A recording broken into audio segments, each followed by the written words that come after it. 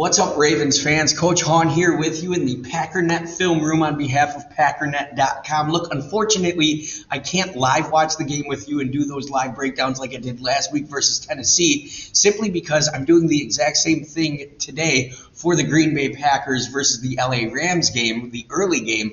And if I did the early game and the late game, good chance I'd end up divorced. And look, I outkicked my coverage, so there's no way I can actually lose my wife. So my apologies for that. I had a great time doing that with y'all last week. I had so much fun watching this offense and this defense come into fruition. So I can't do it this week, but I'm going to try to give you the next best thing, and I'm going to give you a couple of things to really watch for offensively and defensively as your Ravens take on the Bills. Okay, first and foremost, we're going to watch here 99 and 40 in the run game. Now, I hate to bring up ghosts for you on playoff day. I get it, my bad. But I'm going back to the Patriots game because the Bills run a very similar style to the Patriots when it comes to the run game with their quarterback. Obviously, we all know Josh Allen, a pretty good runner of the football as well. So we're going to watch this little GT read, and you've all seen this, right? This is something that the Ravens run very well offensively. But we're going to watch 99, and one of the first keys that I'm going to give you defensively for the Ravens is give no-think reads, what are called no-think reads, to the D-line. That means 99 is going to come through here largely unblocked. He's supposed to be blocked by conflict here, right? So he's supposed to try to take this outside zone on his way to Cam Newton, the running back. So what this defensive lineman is doing is simply screaming off of the edge right here. And he just says to himself, does that guy have the ball? No, go tackle the quarterback. That's going to be a very, very big thing. It's obviously not GT a ton for the Bills. They like to run a lot of zone stuff. But that kind of thinking, those kind of no-think reads for the defensive line can make you successful in stopping the run game that the Bills have. Another point we have to make, and I know number 24, Marcus Peters, I know he gets all the love, all the media attention. He's a dog, he's a dude, he's a tough guy. But I truly think that your secondary runs through this dude, number 44. He's one of those players. He's not a huge human being. I think he probably, 5'10", 5'11", maybe 185 or something like that. I'm not exactly sure. But this dude plays what we call above his pads, which means he plays a lot bigger than he actually is. This dude is a dude, and I love watching him play. So 44 is going to be manned up inside here. Cam Newton out of the gun is going to look to hit this little quick fade route to get out of the pressure that Baltimore is showing. So he's going to try to just put his dude one-on-one, and this is a tough assignment for a corner, man. But this number 44, he's nasty off the line. He funnels him outside just like he's supposed to do, flip his hips, so Cam has to come off of that read. He's too late to throw to the flats, which will beat man coverage, but he's too late to it because 44 has shut this down, and now obviously the Ravens come and just have a party at the quarterback, which is awesome to see. Okay, so that's one of the things they can do as well, is allow 44 and 24 to play a little man coverage and get a little pressure on the quarterback, right? And then this is another awesome thing. I'm going to bring up the Titans game last week because we saw number 11 early on in the first half start to bully that 44 kid a little bit. And that kid, to his credit, 44 responded just amazingly. But also your defensive coordinator, Wink Martindale, made some really clever adjustments. And this is something you can really expect to see against Stephon Diggs, because Diggs is a dog. We know that. That dude is really good.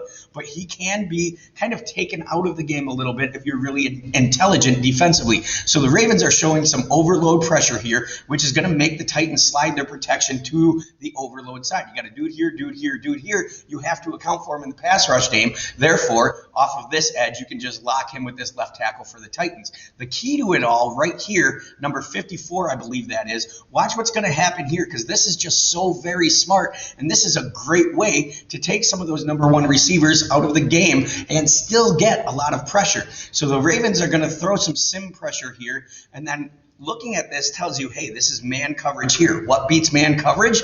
Well, a little speed out. But instead of actually sending 54 on the pressure, he's going to bail him really hard to go rob that speed out. Look at Tannehill here, waiting for that break to occur so that he can hit that speed out against man coverage. But 54 is going to run under it and rob that route. So he's got to come off of that progression. Tannehill does. Watch him in the pocket. It's literally just like watching clockwork. He's looking for 11 on the speed out. He sees 54 undercutting it. He's got to try to get to his second progression, and by that time, boom, that defense is there. So that's a really exciting thing that the Ravens can do. A couple of keys defensively for them. Give that defensive line some no-think reads and allow them to just go get the football.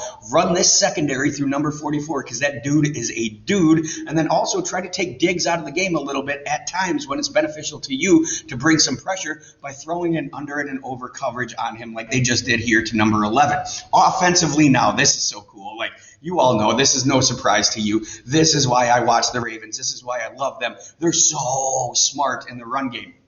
So this initial play, this GT read that we're going to watch here in this shootout against the Browns, it's going to look very inconsequential, right? Kind of a forgotten play, but it's so smart in the way they set it up because they're going to bring their fullback, number 42, and put him to the edge in motion just to see how Cleveland adjusts, right? So they're going to see how Cleveland adjusts, and then they're going to try to run some outside zone or some inverted GT read, whatever you want to call it. It's not actually zone because you're pulling a GT, but they're going to run some power read type of stuff here, okay? And then they're just going to watch how number 93 reacts to it. See this here? How he's kind of slow playing it? He's just waiting to see if Lamar gets the ball. If he doesn't, then he's going to go make that play on the tailback. So he's going to slow play it. Well, when he slow plays it, that gives you some great opportunities here. So he goes and makes a play. It's a gain of 4, no big deal, right? Well, we're going to see how they set it all up here and why it's so incredibly important for the Ravens to be patient early.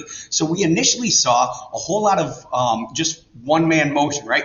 42 coming out of the backfield in motion. Well, now they're going to see if they can deceive Cleveland by getting a two-man trade motion. So they came out in 21 personnel where they got a tight end in the backfield and this fullback, this giant human being who looks like a backup guard. Now they're going to spread them both, and they're going to force Cleveland to communicate. Watch number 93 here. He's got to go communicate to their outside backer, number 54. So he's going to have to tell him, hey, dude, you got to go do different stuff now. You got to hold the edge. Look at him. Hold the edge. You're C-gap responsible. By doing that now, by putting two men in motion and trade motion, as opposed to simply throwing 42 out, now they know that they can get him out of position at the snap. Once he's out of position, then he's guessing. Now you got that big GT coming around here, and look at his false steps because he has to go with the pull. When he goes with the pull, he's over here in a great blocking angle for this pulling tackle here, and then boom, there goes number 8. Okay, that dude's a dude. So that's awesome. That's a great little setup play. That's fun to watch. Now watch how they kind of build on that from here. You're going to see 42 in motion again, and they're literally watching this inside backer here, number 93. They're literally saying, hey, he's going to be keying on Lamar now because he got beat earlier for the touchdown, right? So if he's keying on Lamar, watch his first steps. He's going to go now. See how he's not respecting the pull anymore? Now they're going to just counter it. And they're going to take this big mesh over here. They're going to read this kid to this kid. And they know if this guy is diving in here and this guy is also playing quarterback, that there's nobody left for the running back to the outside. So it's that one step, right? That one little step is all you need. Some excellent blocking downfield. Homeboy's going to go score a touchdown. So I love it. These are a couple of things to watch for, especially offensively. Number one, be patient early. You might start out slow against this really good Bills defense. Trust that your coordinator, Greg Roman, is really trying to set some stuff up. So the first drive, first 2 drives, first 3 drives may not even pay off. But what he's doing is trying to build up and set all of this up for the Bills defense later on in the game for the Ravens to go score. So be patient early. Find ways to set up the run game, and don't be afraid of those counters and GT counters like we just saw here. Yo, thank you for taking the time to watch this. I'm sorry I'm not going to be able to stream today, but I will be watching the game. And between you and me, I'm really pulling for this Ravens team to pull it off today because I want to just keep watching this offense again and again. Okay, my name is Coach Hahn. Thanks for hanging with me. Thanks for watching this video, and go Blackbirds.